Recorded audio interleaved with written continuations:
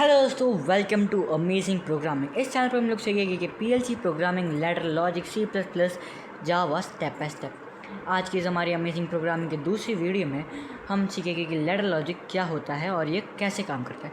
Ladder logic क्या होता है? लैडर लॉजिक एक ग्राफिकल प्रोग्रामिंग लैंग्वेज होती है जो पीएलसी प्रोग्रामिंग में उपयोग होता है। यह इलेक्ट्रिक सर्किट्स की तरह दिखता है एंड इंडस्ट्रियल मशीन्स में इसका इस्तेमाल किया जाता है। अगर आपको पीएलसी सीखना है तो लैडर लॉजिक को समझना एक ज़रूरी चीज़ है। इस वीडियो में हम सीखेंगे लैडर लॉजिक क्या होता है, लैडर लॉजिक कैसे काम करता है, लैडर लॉजिक कैसा दिखता है और कुछ प्रैक्टिकल एग्जाम्पल्स। तो चलिए शुरू करते हैं लैडर लॉजिक को आसान तरीके से समझने के लिए। So welcome to amazing programming channel guys. अब चलते हैं हम नेक्स्ट पेज के ऊपर। The topic ladder logic. The topic is ladder logic. Ladder logic की डेफिनेशन मैंने आपको पिछले पार्ट में भी दे दी थी, मतलब पिछले पेज में दी थी। यह एक ग्राफिकल प्रोग्रामिंग लैंग्वेज होती है जो पीएलसी प्रोग्रामिंग में उपयोग होती है और ये इलेक्ट्रिकल सर्किट जैसे दिखती है एंड ये बड़ी बड़ी मशीनों में भी यूज़ होती है, refrigerator, fridge, washing machine, cooler, smart TVs. अब चलते हैं हम हमारे नेक्स्ट पेज के ऊपर। About us, main introduction. तो ladder logic is a graphical programming method used in PLC, programmable language control system, to control machine and industrial process. A ladder logic is a part of PLC and mechanical coding. In all big machine like refrigerator and washing machine, the ladder logic is very important thing. The ladder logic एक graphical programming method होता है जो PLC में use होता है, programmable language control. मैंने आपको पहले ही बताया। अब जितने बड़े बड़े मशीन्स होते हैं जैसे कि इंडस्ट्रियल ऑटोमेशन मशीन्स, इन सबको कंट्रोल करने के लिए जो सिस्टम होता है वो लैडर लॉजिक और पीएलसी होता है। And mechanical coding and PLC को भी रन करने के लिए लैडर लॉजिक एक बड़ी चीज़ होती है। In all big machines like refrigerator and washing machines, इनको चलाने के लिए भी एक लैडर लॉजिक चाहिए होता है। एंड ये लैडर लॉजिक इनके अंदर बड़ी एक इम्पॉर्टेंट चीज़ होती है, जैसे कि स्मार्ट टीवी हो गई, refrigerator, washing machine, magnetic crane, smartphone, safe interlock system and motor control, इन सब के अंदर लैडर लॉजिक तो इम्पॉर्टेंट थिंग है बहुत ज़्यादा। क्योंकि अगर इसके बिना अगर लैडर लॉजिक होएगा ही नहीं तो पीएलसी तो कोई काम ही नहीं होगा, क्योंकि बिना पीएलसी लैडर लॉजिक कुछ है ही नहीं फिर तो। अब चलते हैं हम हमारे नेक्स्ट पेज के ऊपर। Need of ladder logic. Reason 1, it provide an easy graphical way to program PLC system. It helps control industrial machine like conveyors and pumps. Ladder logic help to make real world projects and help in electric switches. Reason 1 हमारे ये है, PLC program PLC system. PLC जैसे system को program करने के लिए ladder logic बहुत ही important चीज़ है। And industrial machine, industrial automations like conveyors and pumps को भी चलाने में एंड कंट्रोल करने में लैडर लॉजिक एक बखूबी निभाता है। लैडर लॉजिक हमें real world project, practical projects and electric switches को चलाने में बहुत मदद करता है। अब इलेक्ट्रिक स्विचेस तुम्हारे घर के वो कैसे चलते हैं वो मैं तुम्हें बताता हूँ अगले पेज में। चलते हम लोग अगले पेज में जो है how ladder logic works. How does ladder logic works? Think of a ladder logic like the flow of a electric current. There are 2 vertical rails, left rail and a right rail. Between this rail we place contact and coils. The contact represent the condition and condition are true, the path becomes clear and current can flow. If any contact is open, the path is broken and current cannot flow. For example, your light switch. When you turn on the switch, the input is on, means start button is on and output is on. When the contact is not true, output doesn't start and coil is also. अब ladder logic क्या है? अब ladder logic को तुम समझो कि 2 rails है, एक लेफ़्ट रेल है एंड एक राइट रेल। इन दोनों के बीच में हम लोगों ने स्टेशन को प्लेस करके रखा है। स्टेशन के अंदर है contact means condition and coil. अब कंडीशन अगर गलत है, फॉल्स है, नॉट ट्रू है, एंड अगर कोई भी पाथ खुला हुआ है, कोई भी कॉन्टैक्ट ओपन है, तो फिर कॉइल आगे नहीं बढ़ पाएगा, इलेक्ट्रिक करंट भी आगे नहीं बढ़ पाएगा, जिससे लैडर लॉजिक ब्रोक हो जाएगा। एंड अगर लेफ़्ट रेल ब्रोक्ड है, वहाँ पे कोई कॉन्टैक्ट खुला हुआ है, तो राइट रेल भी आगे नहीं बढ़ पाएगी एंड लेफ़्ट रेल आगे नहीं बढ़ पाएगी।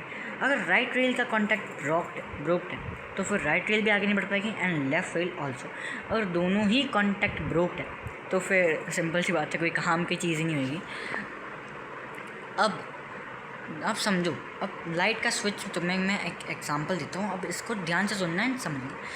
अब जैसे ही तुम लोग तुम्हारे घर का एक लाइट स्विच ऑन करते हो जो लाइट से जुड़ा हुआ होता है, अब उसको ऑन करने में क्या होता है, जैसे ही तुम उसे ऑन करते हो आई स्टार्ट हो जाता है, means start button is on हो जाता है।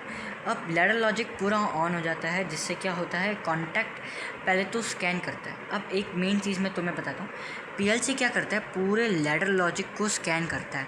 अगर कोई भी कॉन्टैक्ट ड्रॉप हुआ तो फिर पीएलसी उसे नहीं चला पाएगा, लैडर लॉजिक भी नहीं चल पाएगा एंड आउटपुट का कोई input and sensor release, motor control and machine चल ही नहीं पाएगी, जिससे पीएलसी अपने इनपुट्स भी नहीं भेज पाएगा अगर कोई भी कॉन्टैक्ट बीच में ब्रोक है लैडर लॉजिक में।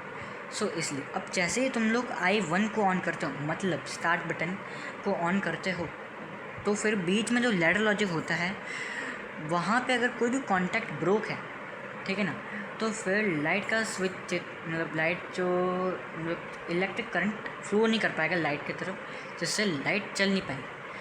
अब अगर पाथ क्लियर है पूरा, ठीक है ना, कोई करंट मतलब कोई क्लोज्ड है नहीं, मतलब कोई पाथ ब्रोक नहीं, तो फिर इलेक्ट्रिक करंट आराम से स्मूथली फ्लो करेगा एंड लाइट को ऑन कर देगा। अब पाथ ब्रोक कैसे हो सकता है, इलेक्ट्रिकल स्विचेस का।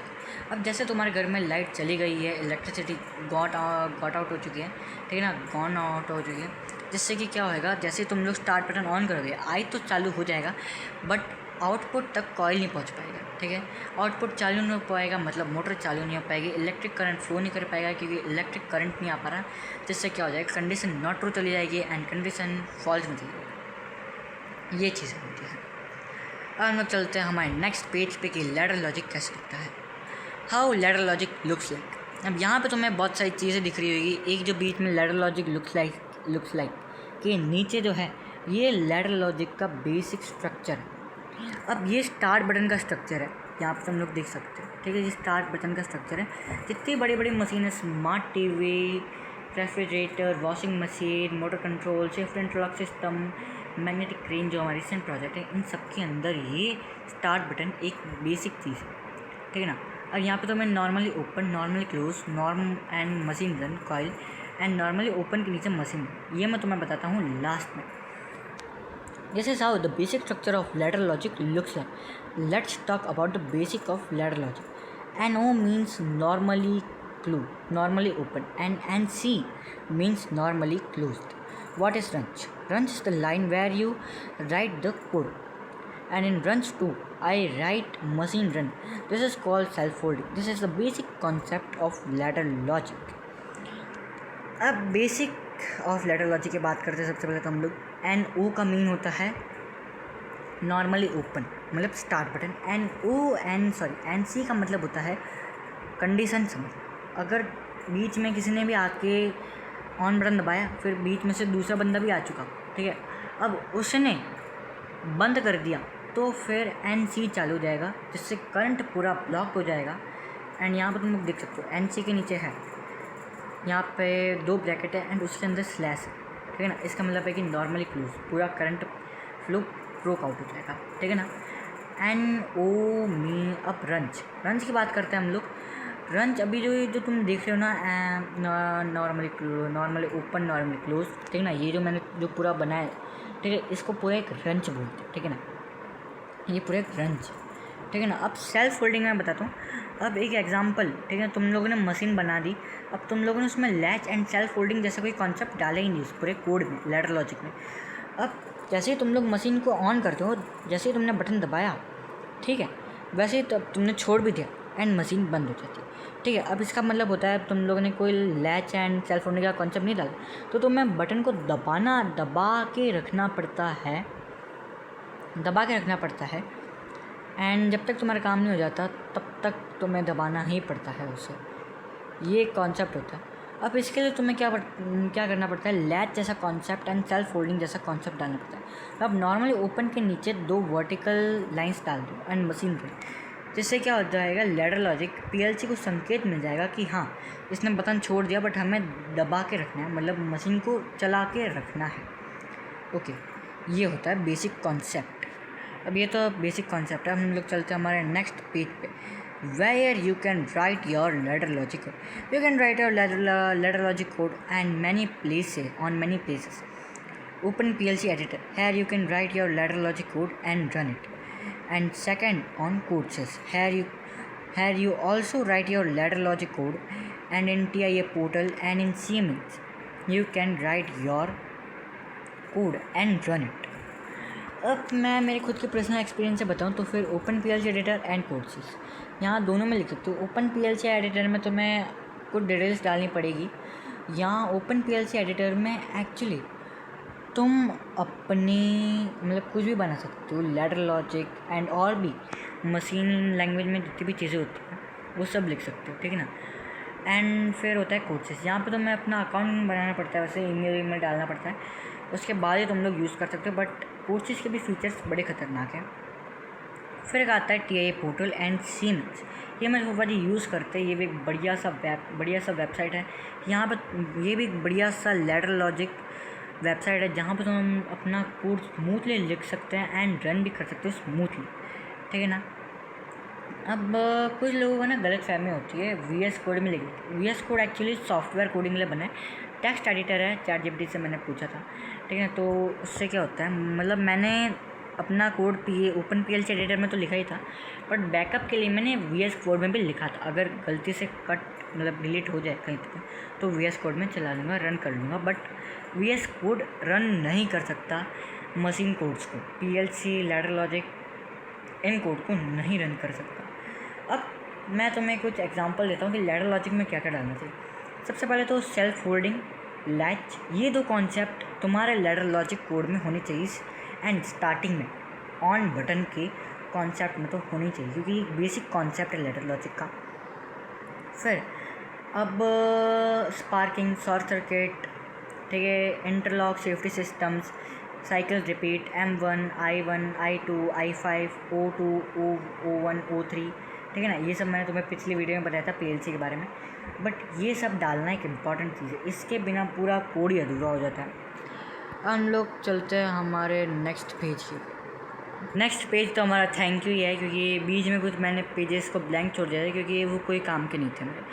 So thank you guys. अगर आपको मेरी वीडियो में कुछ भी अच्छा लगा, अगर you enjoyed our video, so please like, share, subscribe, comment करके जाना। Okay, thank you for watching our video. क्या बोलते हैं। Okay, bye.